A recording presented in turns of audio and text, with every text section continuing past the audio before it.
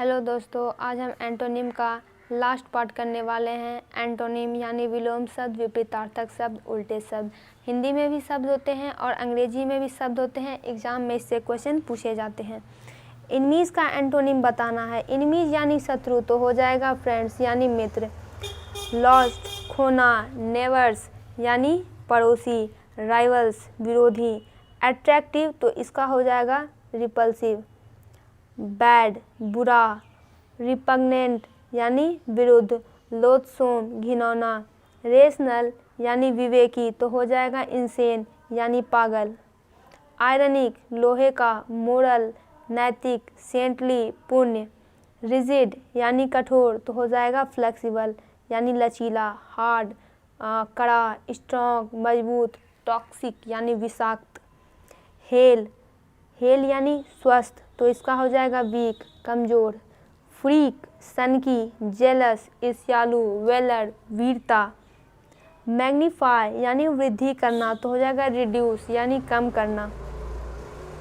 Produce उत्पादन करना, destroy नष्ट करना, इंड्यूस प्रेरित करना,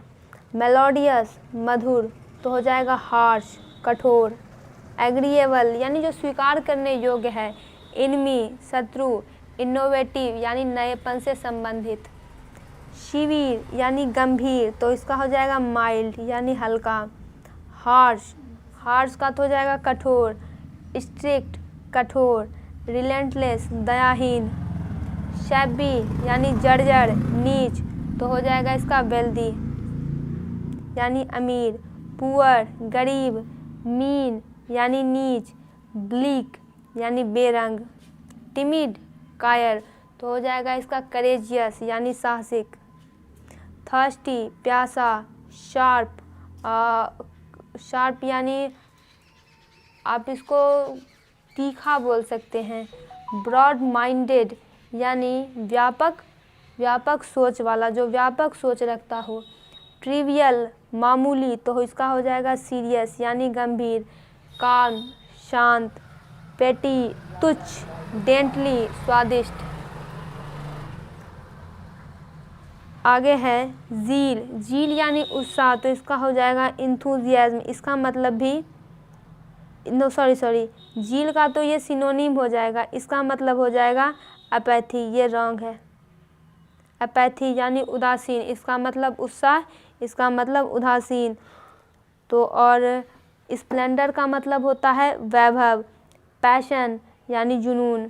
एग्जामिन यानी जांच करना तो इसका हो जाएगा इग्नोर यानी ध्यान न देना, इंस्पेक्ट जांचना, एनालाइज इसका मतलब भी होता है जांच पड़ताल करना, प्रोब यानी छानबीन, फिक्स्ड यानी स्थिर तो इसका हो जाएगा अनडिसाइडेड जो कि निश्चित नहीं है,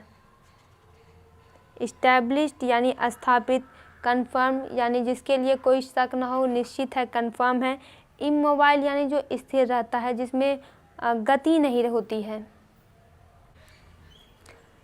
फ्यूरियस यानी आग बबूला तो इसका हो जाएगा काल्म यानी शांत,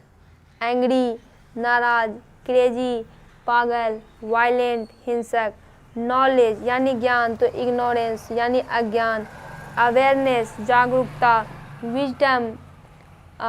बुद्धिमानी, लर्निंग सीखना, लिविंग यानी जिसमें जीवन है तो लाइफलेस जिसमें जीवन नहीं है,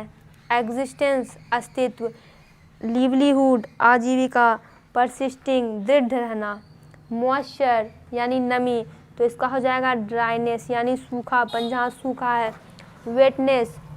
नमी, डैम्पनेस नमी, रफनेस खुरदरापन, क्विट यानी छोड़ना तो हो जाएगा रिमेन यानी अवशेष, लीव छोड़ना, डिपार्ट विदा करना। और